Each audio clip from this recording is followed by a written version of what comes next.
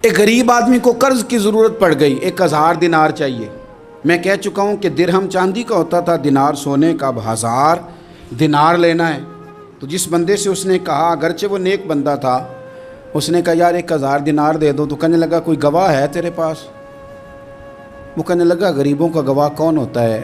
हाँ एक गवाह है। कहा कौन? का मेरा रब, वो तेरे और मेरे बीच गवाह है। उसने कहा कोई कफ़ील, अगर तू पैसे ना दे सके तो वो बाद में दे दे, या तुझे कुछ हो जाए तो वो दे दे। उसने कहा कफ़ील भी मेरा अल्लाह ही है। मेरे पास अगर है तो रब करीम का नाम है, अगर एतमाद कर सकता है तो कर ले। बंदा नेक था, उसने कहा रब के नाम पे, रब की किफ़ालत पे, अल्लाह को गवाह बना के मैं तैयार हूँ तुझे 1000 देने को। उसने 1000 दिनार दे दिया। वक्त वापसी का तय हो गया। वो चला गया पैसे लेके। उसने पूरी मेहनत की कि मैंने वक्त पे पैसे लौटाने, पूरी मेहनत भी कर ली, अल्लाह ने मदद भी कर दी, पैसे भी उस तारीख को उसे मिल गए। बाद लोगों का तो लौटाने का दिल ही नहीं ना होता। फरमाया हदीस पाक में कि तू लौटाने का इरादा कर, रब तेरी मदद भी फरमाएगा।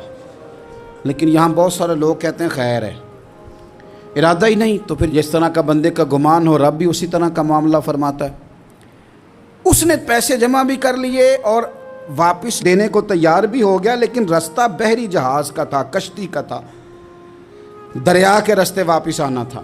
अब वो जब आ गया दरिया के किनारे तो बड़ी कोशिश की, पर वहाँ उसे कोई कश्ती नहीं मिली। वक्त पे पैसे लौटाने हैं, सफ़र करना है, अब सवारी मुयस्सर नहीं है।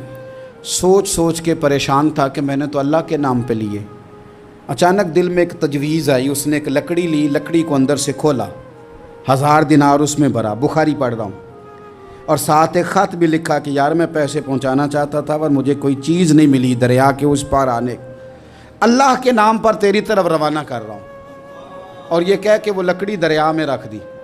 वो लकड़ी डूब गई है, वापस आ गया। वो जिसने पैसे लेने थे वो ऐन मुकर्ररा वक्त पर दरिया किनारे आया।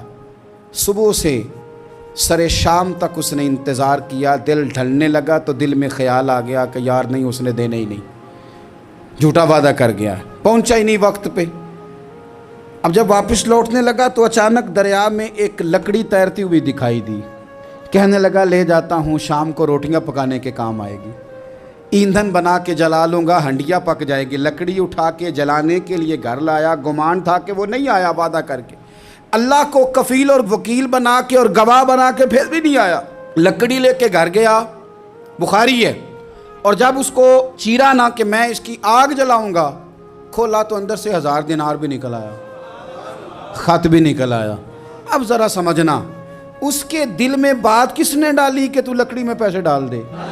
अल्लाह ने। उस बंदे को मुकर्ररा वक्त पे किनारे भेजा किसने?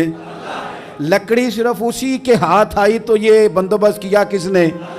अल्लाह ने। घर जाके चीरी तो पैसे बाहिफाजत उस तक पहुँचाए किसने? तो फिर हमें भी तवज्जो अल्लाह की जानिब भी करनी चाहिए।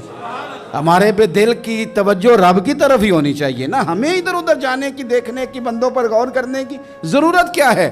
वो पैसे पहुंच गए, ये वहाँ अपनी जगह पे परेशान था। इसने 1000 दिनार और जमा किया।